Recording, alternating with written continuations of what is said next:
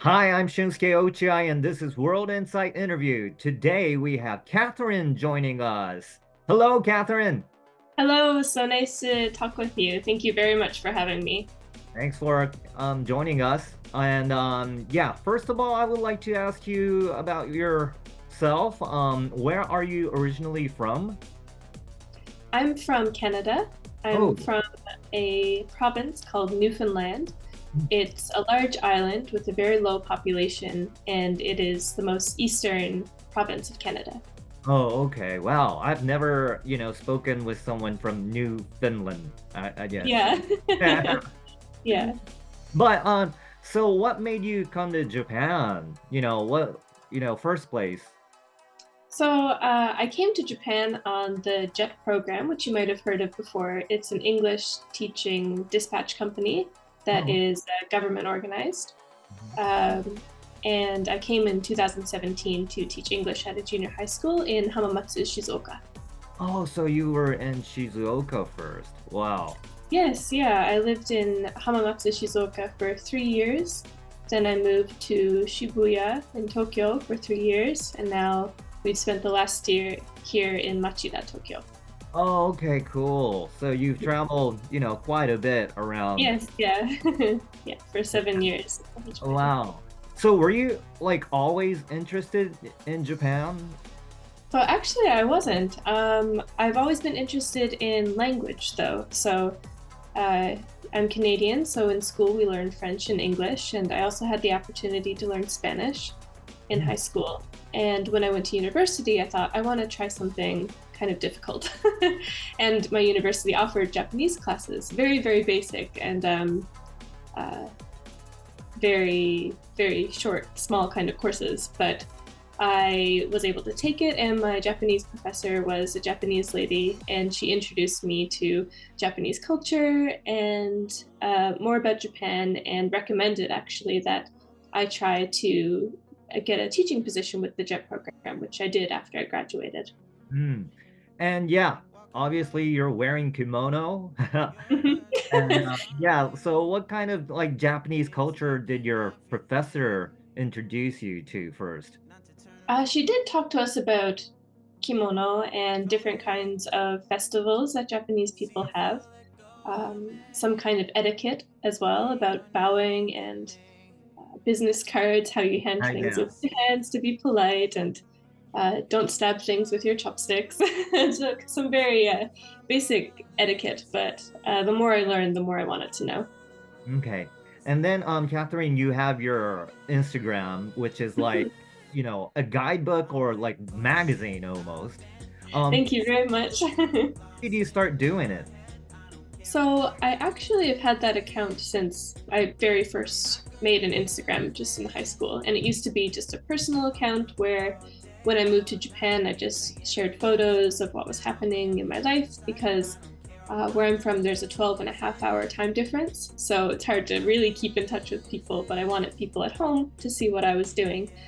And it wasn't until last year in summer that I started thinking, oh, I kind of want to share Japan with like everyone, the whole world. So I started creating more content that a lot of people could be interested in, um, kind of based around my interests.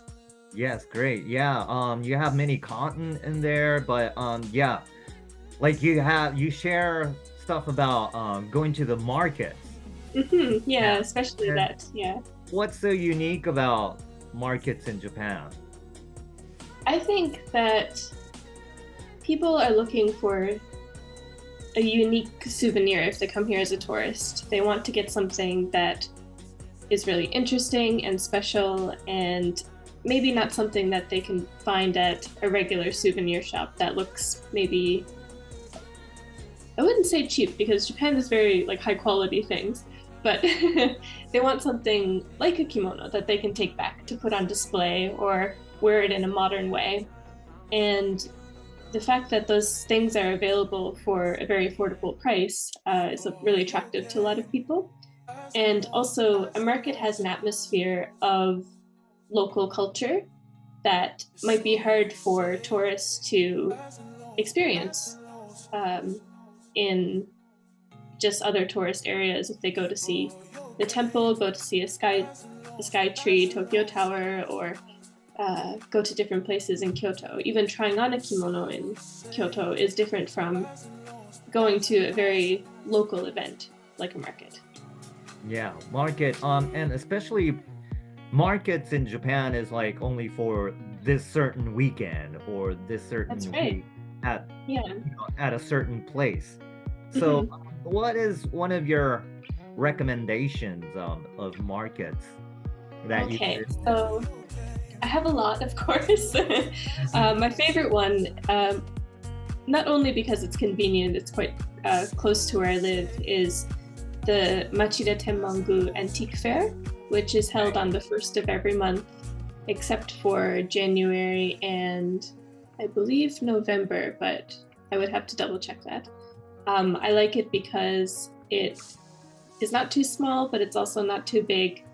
So there are a lot of options for different kinds of antiques that you can buy. People, I think, get things from maybe their grandparents or they clean out their house and they sell things like that. But they also sell art and really old books and a lot of kimono as well. So I'm really interested because there's a very large kimono selection for very generous prices, I think, and very good quality as well. But another market that I think would be cool to go to if you could is the Setagaya Boroichi Oh yes. market because it is the oldest market in Japan. It's been going on for like hundreds of years or something. And it is massive, so you can really find anything there. And they also sell a lot of street food too, which kind of makes it feel like a festival. Yeah, Boroichi is one of the markets that happens like twice a year or something like that. I And think it happens 4 times a year, but once a it's year. in over 2 weekends. So a Mhm. Saturday, Sunday in January and a Saturday, Sunday in December, I think. Remember, I think. yeah, like a festival. Yeah, it is like a festival. So that's Yeah, really attractive for tourists too. yeah, it is. You find very interesting stuff.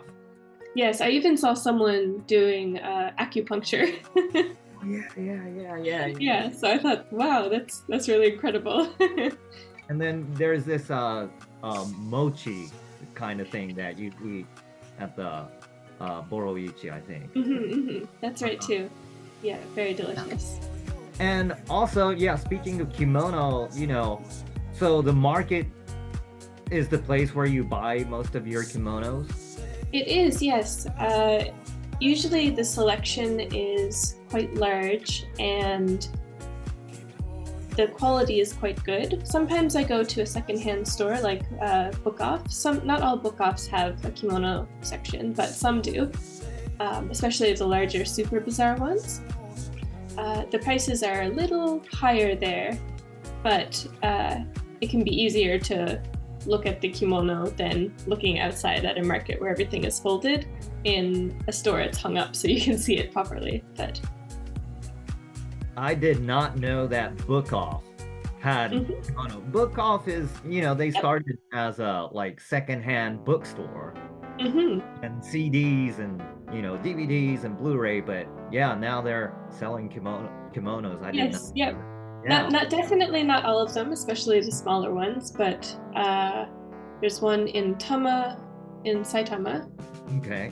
that area, very big, super bizarre at I think Stellar Town Mall, Hmm. and there's one in Omiya area as well Okay. that it sells kimono. They also sell obi. Um, One thing is that markets will sell a lot of formal obi, some very wide, very intricate ones, which you don't usually wear with an everyday kimono. But if I want to find an everyday obi like the one that I'm wearing now, I found this one at a book off. Wow, you found that Obi and Book Off. Wow, that's Yes, incredible. it was 550 yen. 550 yen. Yes, I Wow. think, and this kimono I got from a pop up shop where it was 1 yen for every gram of weight for kimono. Oh, So okay. this was about maybe 800 yen, I think, for 800 this, yen. yeah, for this kimono. And yeah, all of my kimono items except for the harajuban and nagajuban, the inner parts of the kimono, are secondhand. Wow, so like 800 yen right now is like what, probably $6, maybe less than that. Yeah, yeah. Wow. But you know what's crazy? Book Off often has sales as well. So I saw one kimono. It was very beautiful. It was orange and black. I didn't get it because I already have an orange and black kimono. I try to be environmentally conscious about those kinds of things. It was on sale for reduced price at only 22 yen. 22 yen. That's like 22 yen. that, You get money back. that's like little more than maybe like 12 or 18 cents, maybe. Yeah, Yeah. yeah. Now that Wow. was a pretty rare find. Mhm. Maybe the average is around 1,000 to 3,000 yen, but still very, very good. Wow. And yeah, and you have a very good recommendations about ryokan as well. Oh, I have a few, yeah. Yeah, well, first of all, like to explain ryokan to, our viewers is that ryokan is a Japanese style hotel Mhm. that comes with, normally breakfast and dinner and has like onsen as Yes, well. that's right. Yeah. Mhm. Very Japanese atmosphere. And Mhm. yeah, you also have like several areas that you recommend on your Instagram. Yes, that's right. I think my favorite is definitely in Nagano. I go as often as I can. It's in a very Nagano. small town called Bisho Onsen. Um, so if you just give me one moment, I can look up the name of the Yeah, ryokan again. sure. uh, So Nagano, what was Nagano? so it's in a town called Besho Onsen. Bessho Onsen. Yes. Okay. And the name of the ryokan I like the most is Kashiwaya Honten. Kashiwaya Honten. hmm And I really like this place because it is very, very rural, but also very easy to get to. Oh, It takes really? a while, but you can get there with just a few train transfers from Tokyo. So you don't need to take a bus, you don't need to rent a car. Even after you get off at the station in Besho Onsen, it's just a 15-minute walk to the hotel, or the ryokan staff can come and pick you up in their van, which is what they did for us. Because it's so rural and kind of a really unknown place, uh, there are pretty much no foreign tourists at all. Mhm. And if you go on, say, a weekday, then there are no Japanese tourists either. So it's like the whole place is to yourself. That's good. Well, yeah, maybe we should cut this part so no one will keep it secret. Nah. It's okay. It's okay. I think I've had some people say, like, why would you share about somewhere so untouched? But I think if people don't go, then these places will die out. True, So true. also, Japan has an over tourism Mhm. problem in larger cities. So there's a lot more to Japan than just Tokyo, just Kyoto, just Mhm. Osaka. So I Yeah. really want to share that people can go and experience very, very real Japan Mhm. without without just going to the main spots. Yeah. So yeah, Yeah. in that perspective, I guess you recommended to go to Oyama instead of going to Takao-san. Oyama is a mountain in Kanagawa Prefecture, which is, Yes, that's right. right beside Tokyo, and Mm-hmm. that's where Yokohama is. Yes, yeah, that's also very easy to get to. I did drive there on my scooter, but it is accessible by train and bus. And it just has stunning views of the city. I went during red leaf season, so there were a lot of Japanese tourists and hikers, but it was still a really fun atmosphere. So it's another place that I definitely recommend. Cool. And yeah, are there any other places that, you would like to share? Because I spent so long in Hamamatsu, Shizuoka, I'd like to recommend people check that out. Mhm. Maybe it doesn't have so much, it seems like it doesn't have a lot, but I think the nature in Shizuoka is so beautiful. If you go around, Nihondaira. Or in Hamamatsu, there's a really nice temple area that is called Okoyama Hokoji. And it's one of these really like large temple places with a lot of nature, still very accessible, just taking a bus from the main station. And you can go there and not see anybody else around and walk around just completely surrounded by nature and Japanese shrines in the temple. And I think it's a really calming experience that, if you're a tourist in Japan, would be a really fun thing to do, aside from all of the main big fun things as well. Okay, yeah, true. Yeah. Yeah. Wow, and Hamamatsu, is like in almost, it's close to Mount Fuji as well. That's where Shizuoka Yes, yeah. Prefecture, where Mount Yeah, Fuji. it's like halfway between like Tokyo and Kyoto, maybe. Yeah, maybe, and closer to Nagoya. It's like it's on the way, so you can By the way, definitely it's stop not, by and see. it's not far away, and plus, Honda and Yes, Yamaha, that's right too. yeah, Yeah. is at Hamamatsu as well. So it's a Yeah. very, it's got the city vibe and then the nature vibe as well. It does. Cuisine, the food is amazing as well. Yes, Hamamatsu gyoza and also unagi eel is very popular in Hamamatsu as well. So if you're into those things, you should definitely try it. Yes, yes, that's right. And my last question will be like, what do you think that makes Japan a unique country compared to other countries in your perspective? Mm. I think that it's unique because Japan is kind of in a bubble, Hmm. um, which has some drawbacks, of course, but also it has allowed Japan to maintain its culture, and it's visible and can be felt in everyday life with just the architecture, um, the the serenity, the attention to preserving a lot of nature as well, and organic kind of uh,